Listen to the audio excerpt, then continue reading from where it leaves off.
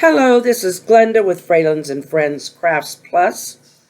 I am coming to you today with a totally different topic that I haven't talked about for a while. And it's come to my attention lately that there are other people suffering this. I do know that.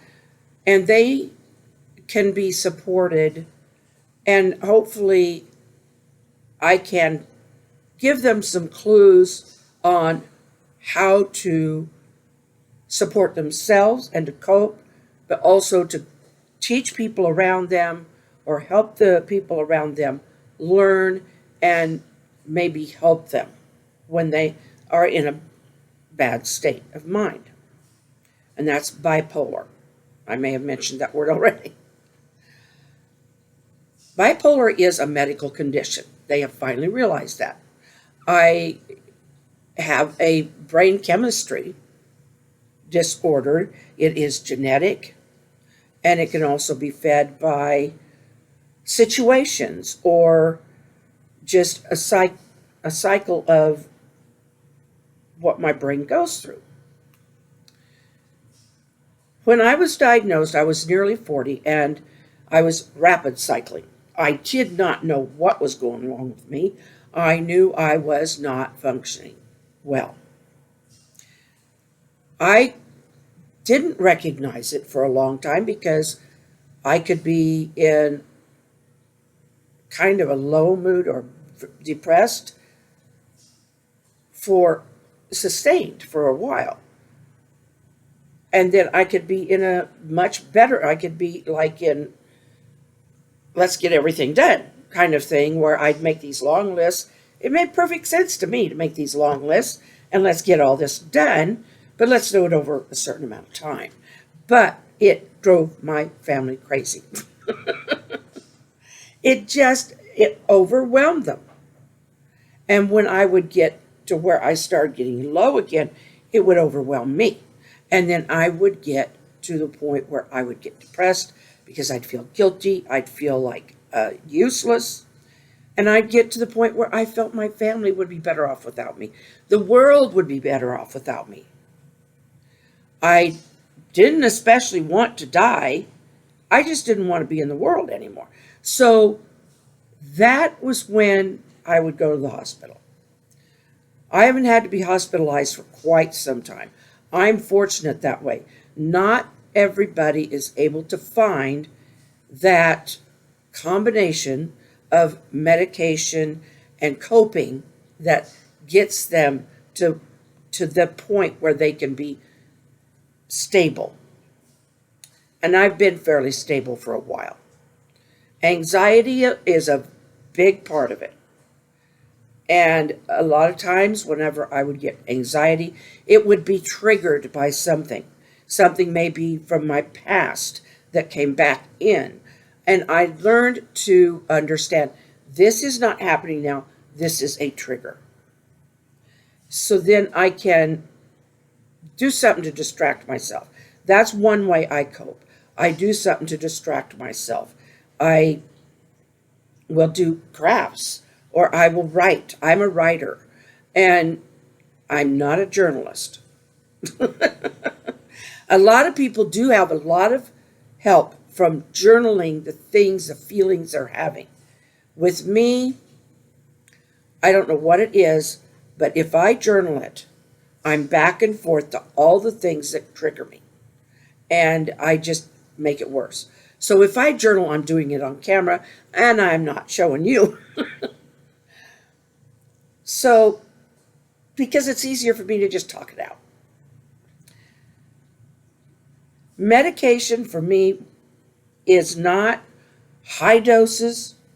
Well, maybe on some stuff it's higher than others, but it's a combination of the right medication.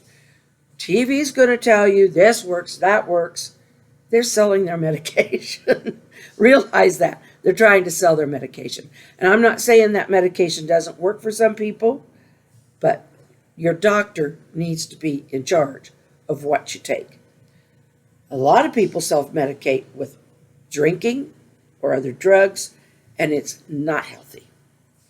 It's much healthier to be on a medication regimen.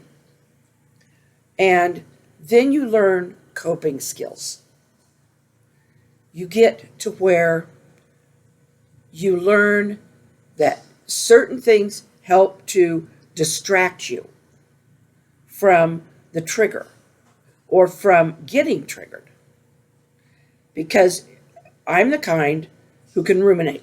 I'm the kind who can sit there and I can hash over the same bad thoughts, the self-talk that just does not serve me well, because it drives me into the low depressions. It's telling me things like, you're not a good person. It drives me into feeling guilty. For me, guilt is a big trigger. So I try to avoid, because I'm the kind that people can take advantage of fairly easily. Or I was. I've learned, my husband, I always thought, Joe, what's wrong with you? He's the kind who he wants to know you before he trusts you. I was the kind, I'm going to trust you till you show me that I shouldn't. Well, a lot of times that trust went along way too far, because there are people who do like to play mind games and do like to take advantage of others. They almost do it for entertainment. Maybe they don't recognize that's what they do, but they do it. Maybe they do. Most of them do recognize that's what they're doing, but they're getting something out of it that gives them a charge. And I don't need that in my life. So I just don't put I kind of guard myself against getting myself into those situations. One of my triggers, someone who is taking advantage of me and making me feel guilty about putting too much attention into my family and not enough into them. I don't know how that used to be something that would make me feel torn, because family is first with me. And so most of my contacts that are directly in my life are family. And I do have friends, but they're friends that I've known for a long time that I can trust. I don't need a whole lot of friends. I do give a lot of kudos to my parents. Now, my parents were not perfect, but they taught me a lot. I grew up on a farm, so that was pretty structured. Structure helps. And I was raised in a very Christian family. And so there were boundaries. And once I left the farm, I did not know how to set my own boundaries. But I knew boundaries had been set for me before. And eventually I've learned how to set my own boundaries. People that have harmed me in my past, I have learned I can forgive them. I can even have a Christian love for them. I do not have to put myself in their path of destruction again. That doesn't mean I haven't forgiven them. It just means I am aware that that person is a danger to me, mentally, emotionally. Another trigger for me, and that can still be a trigger, is if I feel someone's trying to harm a member of my family. I get to be Tiger Mom. I have learned there are times to just let go, because they have to learn their lessons too. It's when it's just way too out of control, I will get protective. I can be kind of controlling. I was the second oldest of 6 children. The oldest daughter, on a farm, that back in the 60s, the girl was generally in the house helping mom, while the older son was out helping dad. Although my dad was very good about teaching me how to do work, how to run the tractor, how to do disking, plowing, all of that. I know how to recognize crops. That, to me, is very cool. I mean, we could be driving down the highway. Oh, those are some soybeans. Oh, that's sorghum. That's not the kind of corn you eat. I can recognize that. Maybe not as an early stage, but I can recognize it. And it's kind of fun. Okay, getting on, the coping. I've learned for me the best way to cope, for one thing, avoid the worst triggers. And since 2020, we've all been kind of in this kind of bubble because of coronavirus that has kind of made it maybe a little too easy for me to isolate from all these triggers. But still, I've learned to find things that will distract me from the self-talk that drives me down. And that, for me, it's crafts, writing. I've published some books. I had 2 dreams when I was growing up. One was to be in medicine, and one was to be a writer. I've had the chance to do both. Because there's another controlling part. I became a nurse. I loved nursing. I could be taken advantage of as a nurse, though. People could make me feel, oh, well, we're so short on the floor. And that happens a lot. Short staffing is a problem. And it happens. It's been happening for years. Sometimes you do have to just get out there and pitch in. But there's times you need to say no. And that's when it starts interfering with your particular job. And I learned how to do that.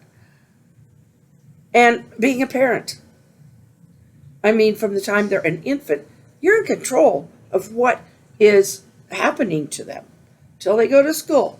And then you can't be in control all the time. So you just kind of have to learn to let those things go. But find your coping skills. Some people journal. They'll write it out on paper, how they're feeling, why they're feeling that way. For me, I've learned that makes me own it a little too much. And I don't get my mind off of it as well. For me, if I just journal on camera, then I can delete it. I don't put that out there.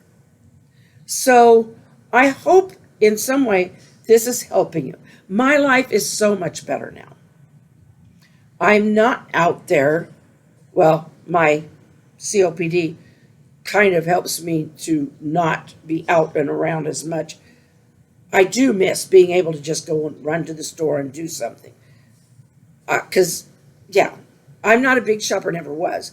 But to just go to the store and grab a thing of paint or some supplies or a few groceries, I do miss that. And, of course, COVID has kind of helped get me out of that anyway. I can go and I can ride one of those little carts around, because it's not because of my weight, it's because of my lower back, because I've got arthritis now. Part of getting older, I've lost 2 inches. Anyway, I'm not going to go in. That's another medical matter. But the fact that it wasn't manifest till I was almost 40, for me, is kind of a blessing. It hurt my family. I do know that. They've learned about what it is. But believe me, the family does go through a guilt process too. Did I cause it? What did I do? Is it because I was a bad kid? No. It's a chemical imbalance in the brain. Pure and simple. My email address is in the description. I do better with not owning your problem if we text. However, doesn't mean I won't talk to a person. But we can be supportive of each other. And I hope in some way this has helped you know, hey, I'm out here, there's others out there. We can be supportive of each other. That's my phone ringing. Probably another spam call. So I don't answer them.